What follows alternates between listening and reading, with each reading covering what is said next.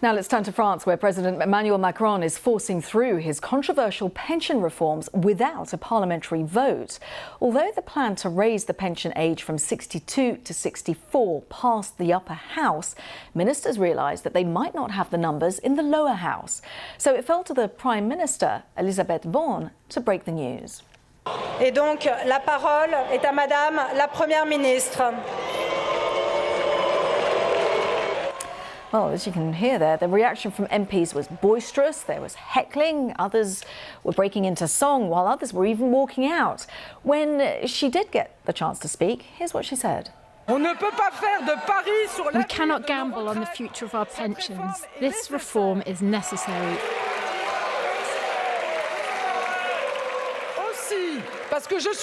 Also, because I'm attached to our social model and because I believe in parliamentary democracy, it is on your reform, on the Parliament's text, the fruit of a compromise between the two chambers, that I am ready to engage my responsibility.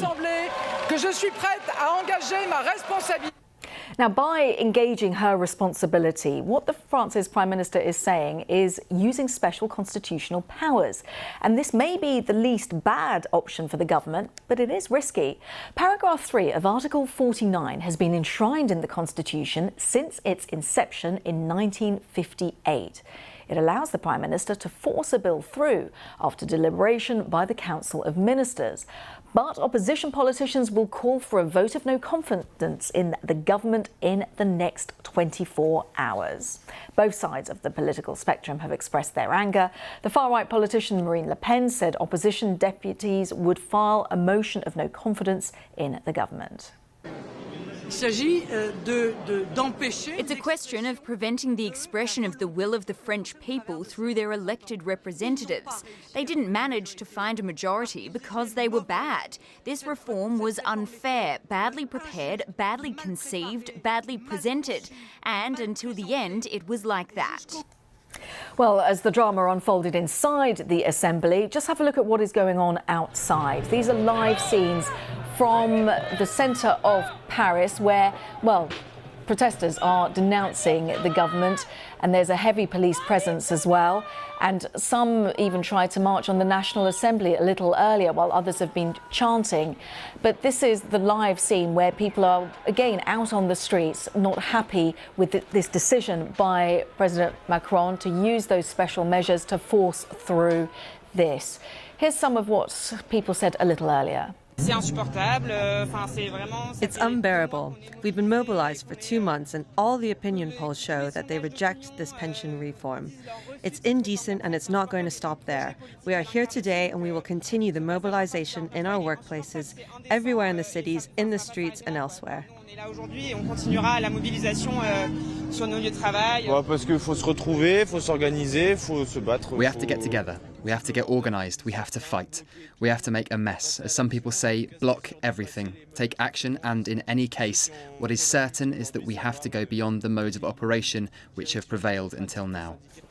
Well, President Macron made these reforms a central part of his second term, arguing it's essential for the pension system's long-term viability. So why have they created just so much anger? Well, France's retirement age is currently 62, the same as Sweden, Portugal and Greece, but much lower than many countries in Western Europe. The average retirement age across the European Union is 65. Italy and Germany have moved towards raising the official retirement age to 67, so has the UK. The French government says that raising the pension age to 64 will bring in an extra $19.5 billion, roughly 18 billion euros, by 2030. And earlier, President Macron defended his reform plan while speaking to French diplomats. Nous devons assumer pas simplement de mettre fin. We must assume not simply to put an end to decades of decline and weakening, which we ourselves have done, but to give ourselves the ability to re-engage necessary capabilities, to be able to deploy new skills, and basically, at a time when war has returned to European soil, to give ourselves the means to serve our interests, to defend our priorities and our influence. Well, Bruno Payet is from the Sciences Po University in Paris. He's an expert in welfare reforms across Europe, and I got to ask him how the French president had managed to upset both ends of the political spectrum. First of all, he managed to bother the French public opinion. That's the first thing. I think he has presented a reform that he knew was not very popular, but he was not really thinking that he should prepare it well, in the sense of making a clear study of impact, having a coherent communication strategy. And since he was too fast in doing these things, there has been a public debate that has been undermining the strength of the necessity for it, the argument of justice included in it. And the communication was full of, let's say, error and sometimes lies. So it's first a loss towards the public opinion, and then the oppositions can play with that, and both radical right, and the left can criticize for slightly different reasons this project. Now, he should have got the Conservative, the Republican Party on side. Of course, it's a minority government that he has, but he believed initially that he'd get the numbers to get this through. He didn't. How could he not convince his natural bedfellows? I think it's a fault of arrogance. He believed that he had a political trick, which was to propose a regularly proposed pension reform by the right wing in the Senate. And he thought that just by doing that, he would trap the right. But the right took advantage of that to increase their demand, and in a way to blackmail the government, so that the demand from the right was increasing and increasing, and he had to yield some stuff. But the right, actually, the center-right is divided, and the division made them asking for more and more, and he was trapped in his trick. Como ellos, cuando ves todas sus calles llenas de ratas, cuando ves todas sus calles ahora llenas de basura, y definitivamente en las últimas horas estamos viendo ya lo que son este tipo de manifestaciones un poco más violentas, y sobre todo porque miles de personas han salido a movilizarse espontáneamente en lo que es ahora la plaza simbólica parisina de la Concordia, bajo la consigna de bloquear al país, con la meta de tumbar al actual gobierno ejecutivo. Ya no es un chiste para Emmanuel Macron, ya no es un aviso, un intento de llegar al diálogo, de que no se realizara esta propuesta en la cual estaban decidiendo, o había decidido el ejecutivo, aumentar los años antes de que las personas, los franceses, pudieran jubilarse. Estas son las imágenes que se están reproduciendo a través de las redes sociales desde Francia, donde la mayoría de los ciudadanos se están reuniendo en esta famosa plaza de la Concordia, en la cual buscan derrocar al gobierno de Emmanuel Macron.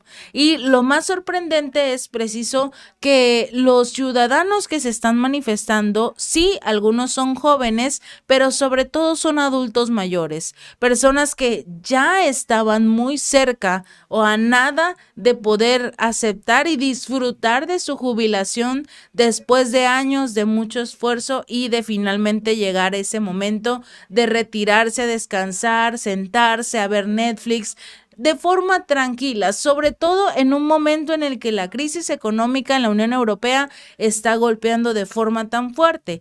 Y el problema es que también está generando que muchos ciudadanos teman el más allá de. Si ya Emmanuel Macron se está metiendo en este pequeño asunto de la pensión, ¿qué más viene de él? Y no solo esta manifestación se está llevando a cabo, no, resulta que al mismo tiempo hay dos marchas, una sindical que partía de las inmediaciones de la Asamblea y otra estudiantil desde la icónica Universidad de Sorbona, donde convergieron de manera espontánea en la Concordia, famosa por albergar un imponente obelisco traído del templo egipcio de Luxor. Es muy impresionante de ver y sobre todo cómo los ciudadanos ya lo están rodeando. Parece que los franceses saben cómo hacer una protesta con estilo hasta cierto punto, sobre todo cuando las calles en este momento son un total asco. Y por si fuera poco, horas después, se han unido a las protestas nuevos grupos de manifestantes que han provocado numerosos destrozos de mobiliario urbano, así como incendios en contenedores y vallas en pleno centro de París. Esto alrededor de la famosa Plaza de la Concordia y en plena zona política frente a lo que es la Asamblea Nacional y el Palacio del Elíseo. Estas son las imágenes que se están transmitiendo en este momento a través de las redes sociales. Son los manifestantes que después de casi 2 meses han estado tratando de convencer a Emmanuel Macron de que no implementara esta absurda ley de pensiones. ¿Y qué hizo? Bueno, simple y sencillamente lo decretó. Ni siquiera preguntó la votación, simple y sencillamente se va a hacer lo que yo quiera. En pocos minutos se ha podido ver un gran despliegue policial alrededor de los puntos que son considerados calientes de la ciudad, donde precisamente estos manifestantes se han enfrentado a los agentes previamente, en días anteriores, porque estas manifestaciones no se han detenido. Las fuerzas de seguridad también han disparado botes de gas lacrimógeno contra la multitud y han utilizado un cañón de agua para extinguir una barricada. Eso es lo que se llama una protesta. Ya no están haciendo las cosas de forma pacífica, están completamente hartos, pero no crean que esto se queda solo en París.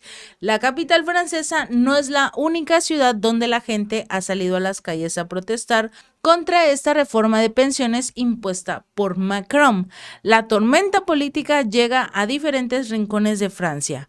Marsella, Nantes, Rennes, Burdeos se han unido al grito contra esta nueva edad de jubilación. La jornada ha dejado de nuevo la imagen de una sociedad descontenta con las últimas medidas, pero sobre todo harta ya de que no sean escuchados por sus líderes. La imagen de un país paralizado durante horas, días, en el décimo día de huelgas en este país, que obviamente resultan de muchos conflictos económicos para la región. La medida de Macron ha sido duramente criticada no solo por los sindicatos y la oposición, quienes afirman que esta reforma es injusta y perjudicará a los trabajadores franceses. No obstante, el presidente no parece dispuesto a ceder en este intento de llevar a cabo una reforma que hasta cierto punto considera él necesaria para garantizar la sostenibilidad del sistema de pensiones a largo plazo, pero que no nos está diciendo Emmanuel Macron. Parte de los recursos que ya no tiene Francia en sus manos, o sea, este tipo de recursos de las pensiones, es precisamente todo ese capital que le han enviado a Ucrania para esta guerra que estos países están impulsando. Y obvio, estas manifestaciones no solo son en contra de esta ley que acaba de aprobar Emmanuel Macron, sino también en contra de la guerra que está impulsando todavía este mandatario. La situación en